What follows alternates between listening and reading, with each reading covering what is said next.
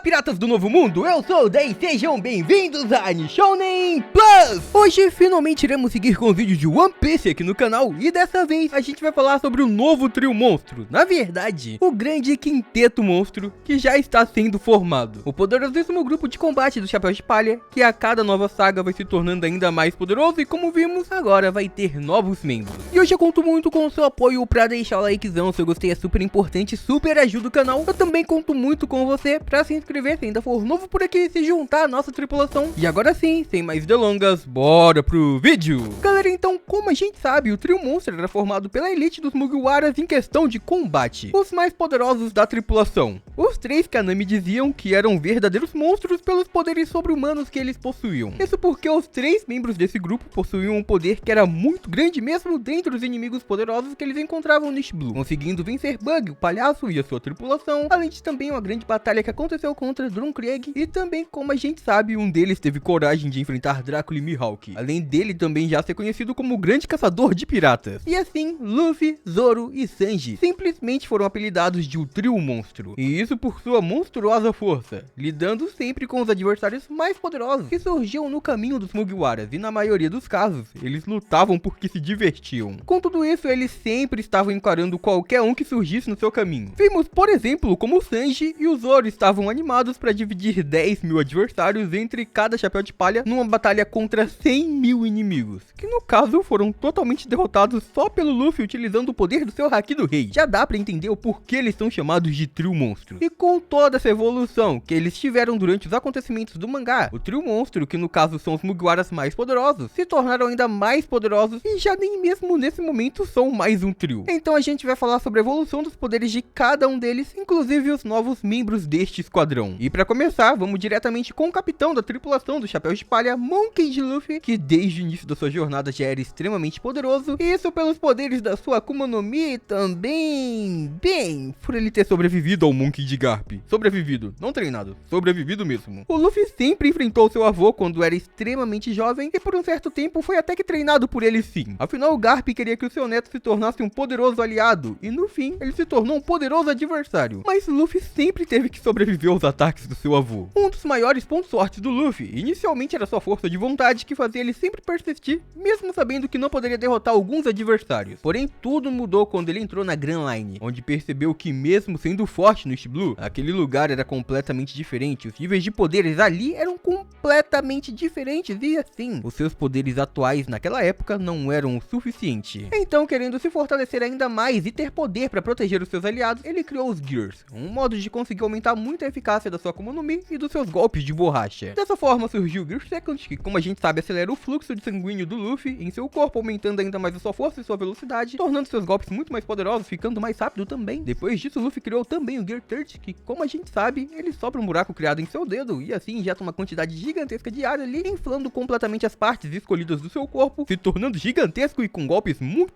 fortes e comprimidos. Porém, esse poder não foi o suficiente por muito tempo. Afinal, tudo mudou novamente quando Luffy chegou no Novo Mundo, onde ele descobriu a existência do Haki e inconscientemente descobriu também que possuía o Haki dos escolhidos, o Haki do Conquistador. E então, após um time skip e um longo treinamento, depois dele ver que precisava realmente ficar muito mais forte, Luffy aprendeu a controlar todos os três tipos de Haki, e ele elevou ainda mais os seus poderes e os poderes que ele já possuía, como por exemplo o Gear. E com isso tudo, ele reuniu todo o seu conhecimento criando Gear Force e suas formas também. Por fim, após todos esses acontecimentos, agora no arco de Wano, Luffy aprendeu a utilizar o Haki de uma forma mais avançada, onde ele era capaz de emitir o poder ou explodir a energia de seu Haki de dentro para fora nos seus adversários, aumentando a um nível gigantesco todo o poder que ele possuía. Mas ele não foi o único a brilhar em Wano, a gente segue diretamente com o Zoro, o garoto que desde sempre já era extremamente forte, mas quando coincidentemente chegou a um dojo e pediu para desafiar o mais poderoso daquele lugar, ele saiu desafiando Kuina e foi completamente derrotado. Kuina mostrou o que realmente significava ser um espadachim. Depois disso, Kuina venceu e venceu o Zoro várias e várias vezes, o que fez com que ele treinasse e treinasse muito mais. Ele sempre fez treinamentos então sobre-humanos tentando aumentar suas habilidades. Além disso, ele passou a usar mais de uma espada. Ele foi diretamente para 2, depois para 3, e tudo isso com o objetivo de vencer a sua rival. Acontece que após os dois fazerem uma promessa promessa. Após dizerem que um dos dois iria conseguir se tornar o maior espadachim do mundo, a sua amiga Queen acabou perdendo a sua vida e dessa forma, o Zoro decidiu que ele precisava se tornar o maior espadachim de todos os tempos. Não só por ele, mas principalmente, ele faria isso por Queen, cumprindo a sua promessa. Assim, o seu treinamento foi ficando cada vez mais assustador. Ele treinou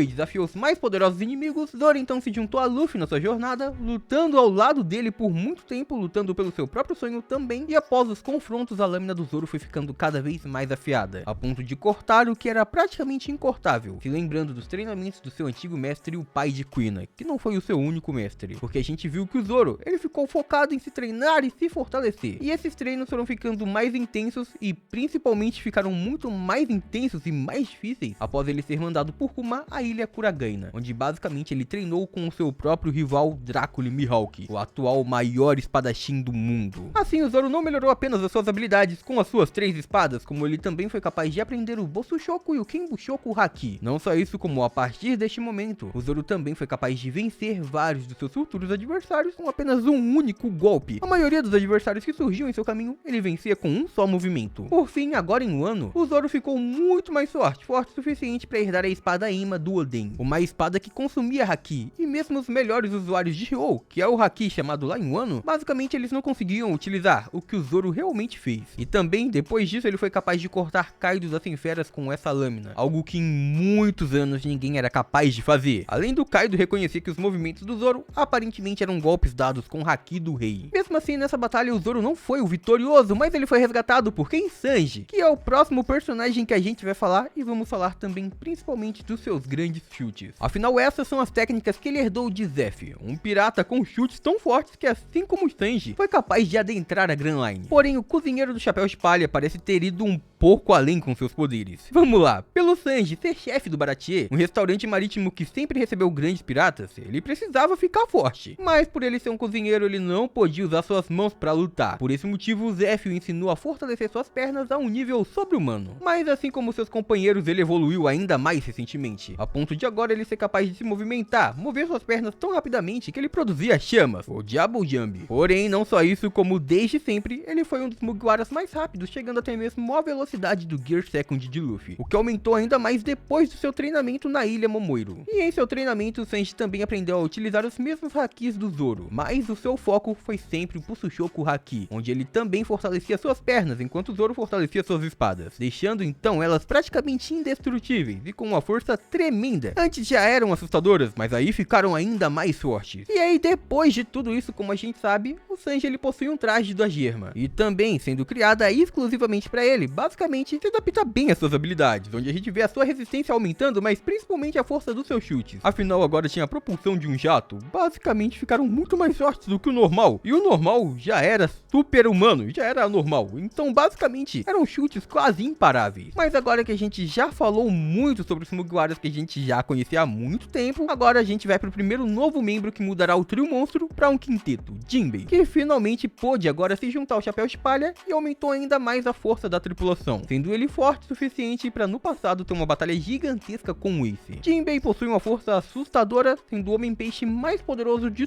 todo mundo. Além disso, ele é veloz e conhece muito bem estratégias para um combate. Além disso, ele é muito poderoso em combates terrestres, a ponto da gente ver ele enfrentando o Tobiropos, só que mesmo assim, ele ainda diz que é infinitamente mais forte embaixo d'água, então já dá para imaginar o nível de poder que ele possui. Jinbei também é um mestre do Karatê Homem-Peixe, sendo um dos melhores na técnica, mesmo muito novo ele já era um dos melhores, e ele é capaz de acertar alguém sem nem mesmo precisar atingir fisicamente, algo muito parecido como, por exemplo, o Ryou. Só que Jinbei ele utiliza a manipulação das partículas de água no ar. Não só isso, como ele também se disse capaz de controlar toda a água da proximidade usando essas suas técnicas, e ele é capaz então dessa forma, com isso, vencer inimigos até mesmo em longa distância, sendo então agora um dos membros do novo quinteto monstro mais balanceado para ataque e defesa e também combate a curta e longa distância. Jinbei também tem a habilidade de se comunicar brincar com animais marítimos, como a gente viu quando ele convida vários tubarões para ajudar quando ele precisa em alguns confrontos, como quando ele fez em Impel Down também. E com todas essas forças, é óbvio que ele faria parte do grupo monstro dos Mugiwaras. Mas por fim, agora a gente tem que falar também de Yamato, que por mais que ainda não tenha recebido o convite oficial do Luffy para se unir à tripulação, já tá dizendo para todo mundo que vai viajar aos mares ao lado dos Mugiwaras e com certeza deve realmente ir, a ponto desse momento estar enfrentando o Kaido ao lado do Luffy, e antes disso ficou enfrentando o Yonko por bastante tempo enquanto aguardava a chegada finalmente do Pirata do Chapéu de Palha, que agora já aconteceu. Yamato tá enfrentando o Yonko, que inclusive é o seu pai, e no caso muitos dos poderes de Yamato foram herdados do seu pai, do Kaido, pelo menos as suas técnicas, afinal seu estilo de combate é extremamente parecido com o do líder dos Piratas das Feras. Não só isso, também como Yamato enfrentou Kaido várias e várias vezes desde muito jovem, o que acabou também aumentando seu poder, porque Kaido atacava várias e várias vezes constantemente, e dessa forma Yamato sempre acabava tendo que conviver com isso, o que de uma forma ou de outra acabou também aumentando seu poder. Vale lembrar que os Tobiropos, do grupo de aliados mais fortes ao lado do Kaido, acabaram também reconhecendo as forças de Yamato, inclusive considerando alguém que poderia até mesmo se liderar. Não só isso, como além da força física e da resistência herdada do Yonko, Yamato também possui o poder de uma grande Akuma no Mi. Recentemente vimos qual era o poder da Akuma no Mi de Yamato e vimos que Yamato também pode usar o Haki do Rei. Agora, já vendo todos esses poderes individuais de cada um dos membros dos Piratas do Chapéu de Palha, nesse novo quinteto monstro que vai existir, agora imagina todos eles lutando juntos. 100 mil adversários seria uma batalha fácil, afinal já foi uma batalha fácil, talvez 500 mil fosse fácil. Comenta aí embaixo, entre todos eles atualmente, quem você acha que é o mais poderoso. E por hoje é isso, muito obrigado por terem assistido até aqui, eu espero muito de coração que todo mundo tenha curtido. Eu vejo vocês no próximo vídeo, até lá, um grande abraço e tchau!